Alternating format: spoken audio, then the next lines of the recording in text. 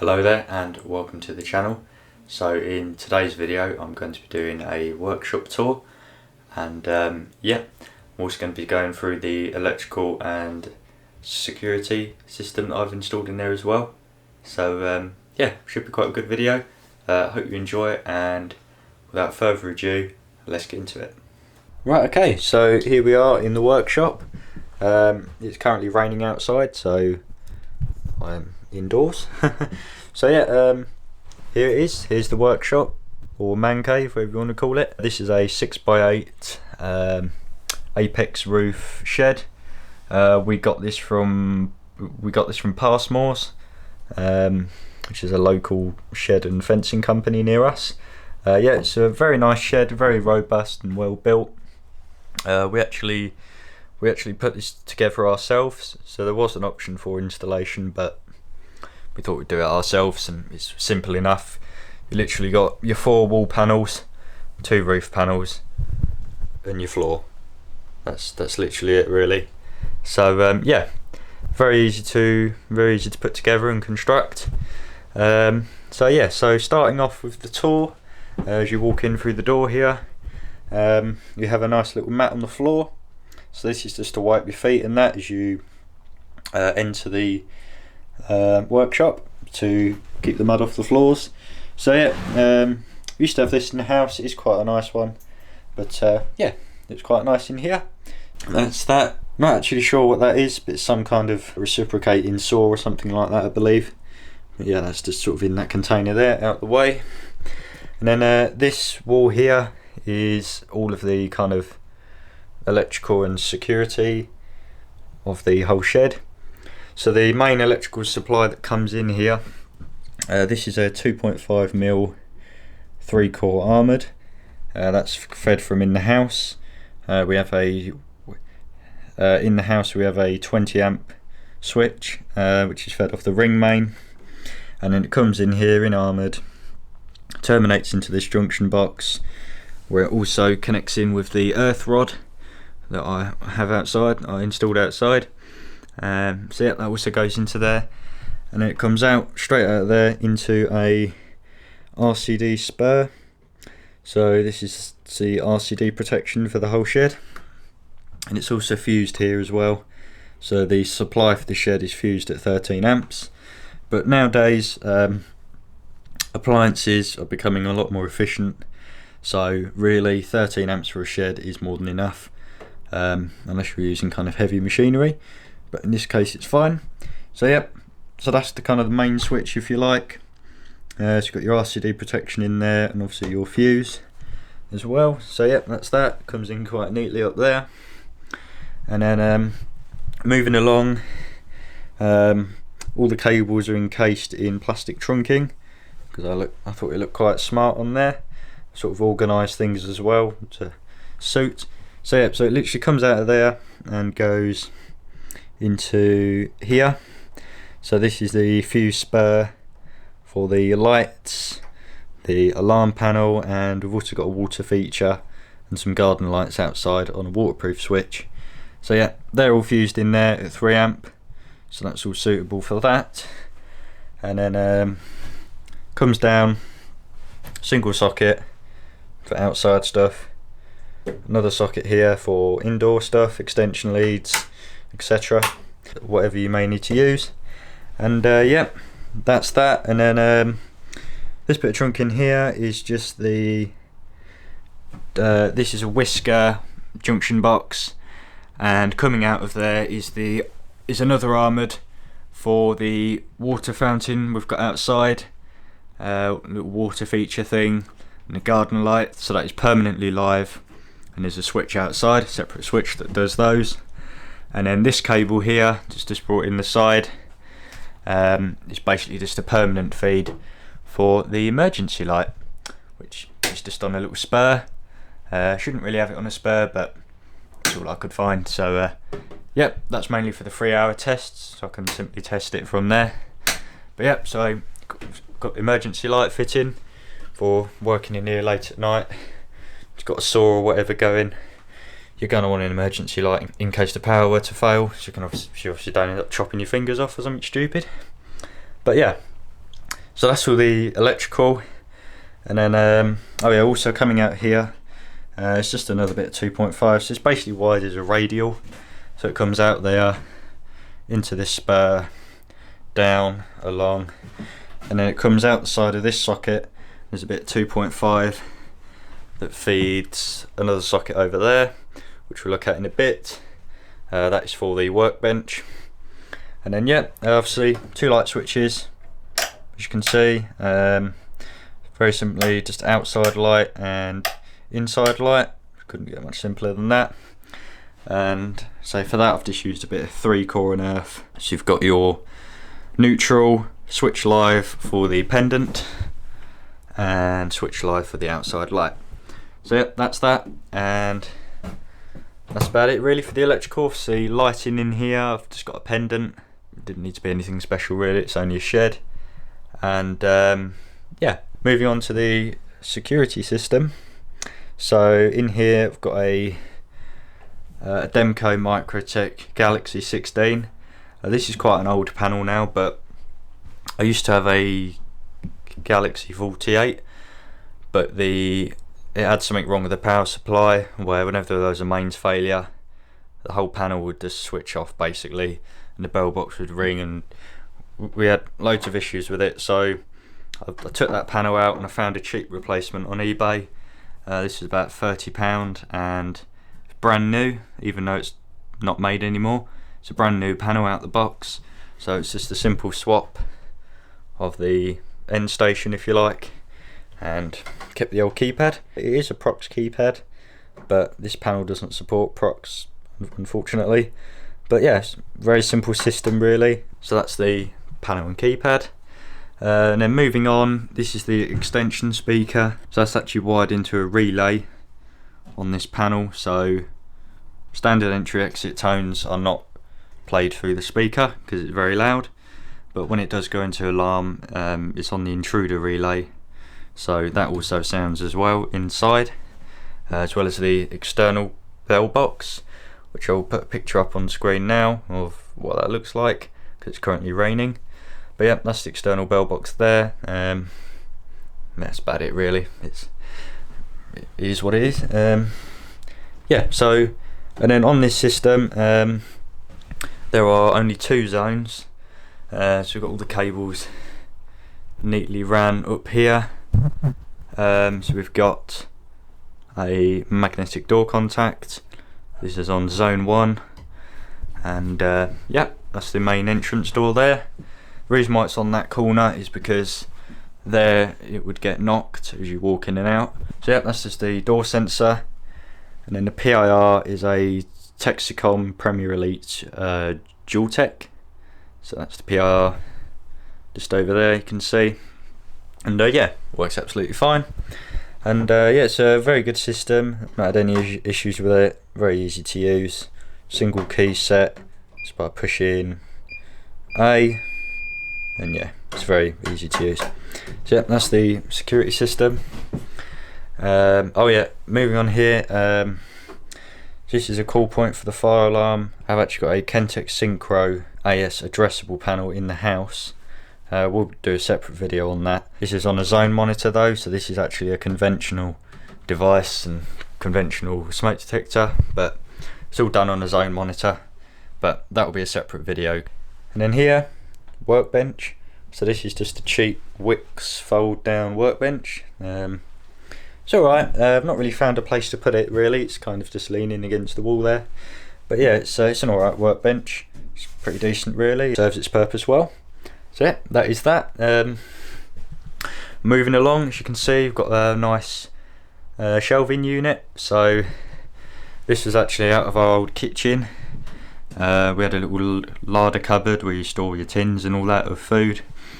And yeah, this used to be in there. Looked quite ugly really, but it's all been ripped out now, so thought I'd kind of repurpose it in here. So I've simply fixed it to the main beams of the wall, so it's nice and firmly secure to the wall, and I've also fixed some fixing band at the top to prevent it from pulling away. But yeah, that's quite a nice unit, and they're sitting on there on the top here. I've just got some spare electrical accessories. It's a nice rare MK socket. It's quite cool. Unfortunately the mounting box broke for this, so I haven't got the original mounting box, so I can't actually use it, but yeah, it's quite cool. Nice bit of vintage electrical wiring accessory there. So yeah, that's that. And then yeah, up here, not much really, just got a few spares, single socket, other sockets, bits and pieces up there really. Not that interesting, but yeah, so that's just kind of an odds and sods shelf. Here is obviously a workshop, got some bits of wood for different projects and that I might be doing. But yeah, that's just kind of a little storage shelf for wood, etc. And then underneath that, on the bottom shelf, this is my old RC car. So this is a Maverick Strada SC Evo. So this actually isn't made anymore, they've got a new version of this. But yeah, it was alright. I mean, it's got issues with it now, it needs to be rebuilt, but that's the kind of chassis of the car. It just sort of sits in here, out the way.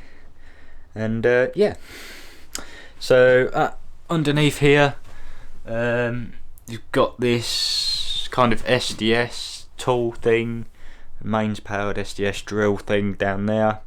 That's for breaking up concrete, etc. And on top of that, that is just a electric chainsaw thing, I guess.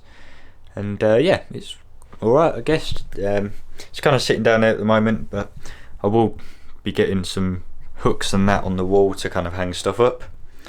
And then yep, in the corner here, it's just a mess really, but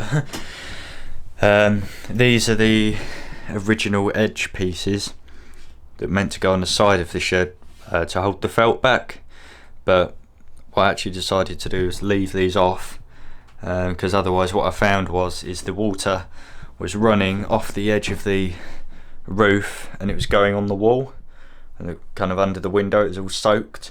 So we've left them off to kind of leave a little overhang on the felt. We found doing it that way means that the water doesn't get on the wall, so yeah, should make the shed last longer theoretically. But yeah, they're just the side bits there. Kept hold of them for safekeeping really, but yeah, they're just kind of there loosely. And yeah, obviously here, various garden tools. I've got some shovels, various bits and pieces down there, not that interesting really, rakes, etc. That's all just kind of stuck in the corner, the usual stuff you have in a shed. And yeah, moving along, this is a stall. So this used to be in our kitchen when we first moved in, and since it's just been kind of up in the loft, doesn't really suit the home anymore, but brought it out the loft when we got the shed. And yeah, it looks quite nice in here. It's got a nice wooden finish on the top. Alright, I guess. My only complaint with it is it's got no height adjustment. Yeah, it's alright, isn't too bad really, but yeah, that's that. And then moving on here, various buckets and things like that. So various stuff in there. We've got some compost as well, so it just kind of sits in there. Cardboard box for RC car. It's just kind of sitting in here for safekeeping while it's still under warranty. But yeah, I will be doing a video soon on my RC car actually, so stay tuned for that. And yeah, obviously here, as you can see, I've got my main workbench. So this slab is actually off of a treadmill, so this is a really robust bit of wood. I believe it's actually MDF, which isn't allowed in the UK anymore because it's quite hazardous, but as long as you don't kind of saw it and breathe in the dust, it's kind of alright. But it's very robust. That's one of the good things about MDF, it is quite a robust fibre board. But yeah, that's quite nice. It's got this kind of black finish on it, and it's just supported simply with bits of wood around the edge, and then it's actually screwed into the wall, so there's no way it can be pulled off as well. So see, it's nicely firm and fixed secure to the wall there. So that's the workbench. That's obviously a stand for it, which is a nice shiny chrome stand. And then under the bench, box for an old coffee machine, shelf for an RC car, my toolbox, so it's got all my sort of main tools in there, and a canister of gas.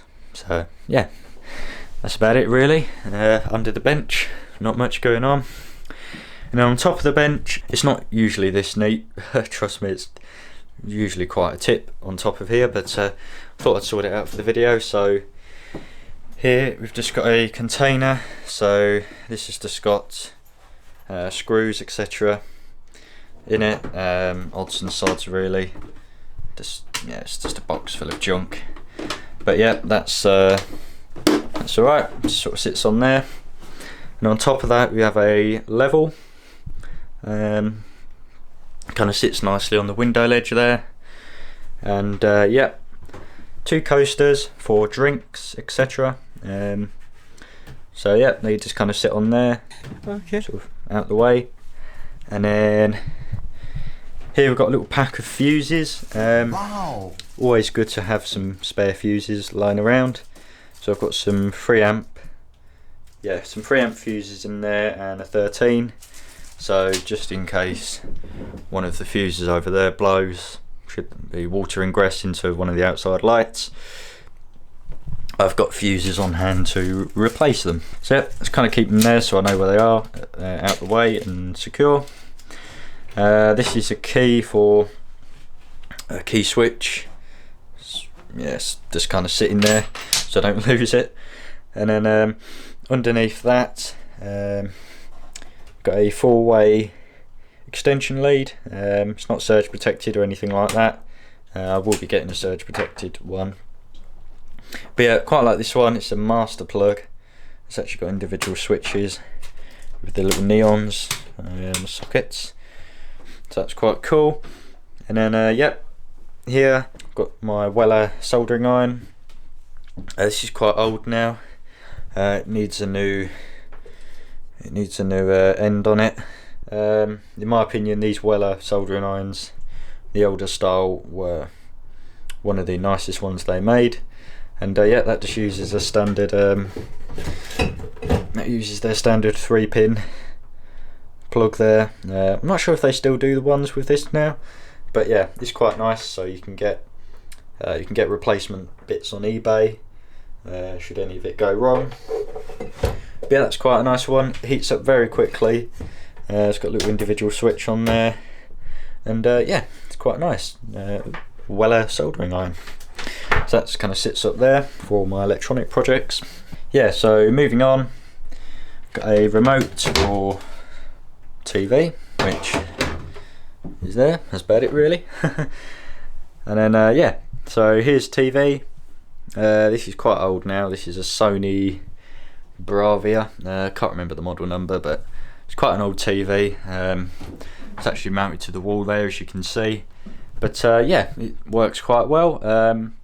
Mainly just use it with my laptop there, so I've got just a HDMI cable there to connect my laptop up when I want to work in here, when it isn't freezing cold, that is. So yeah, that's the TV. That's quite nice. Yeah, moving on here. So this junction box here is for the fire alarm actually. So basically, cut a long story short, the fire alarm that comes into here isn't wired in FP cable. It's actually wired in 6-core alarm cable. So that just kind of drapes outside, but it works quite well. I'm using the remaining cores in that cable that connected to earth. So should anything go through the cable, then just get a fault down to earth. So it is all monitored at the main panel in the house. But so that will be another video.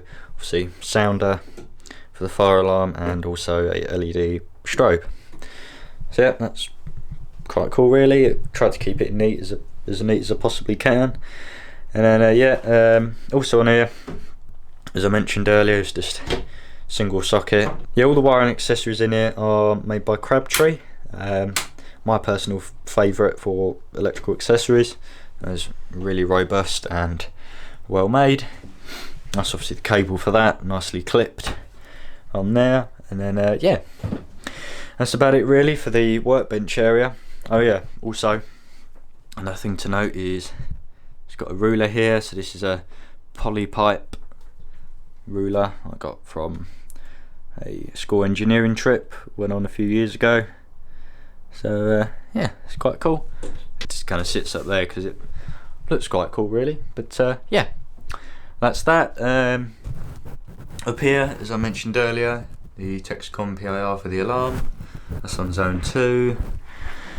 A little arrow light, I'll show you that actually. So this is on a separate thing here. So yeah, it's quite nice in the evening. Lights up quite nice on there. So that is that. Moving up, finally for this area, so we have, this is just a multi-sensor for the fire alarm, but that'll be in another video. And that's just sitting on top of a voice sounder, which is actually not in use at the moment, but I couldn't be bothered to take it down. So yeah, let's say the last thing really to show you is the doorbell. So this is just from the pound shop, I believe. It's just kind of sitting on there with a bit of electrical tape around it to help quieten it down a bit. And yeah, that just pokes through the wall to the actual push button outside.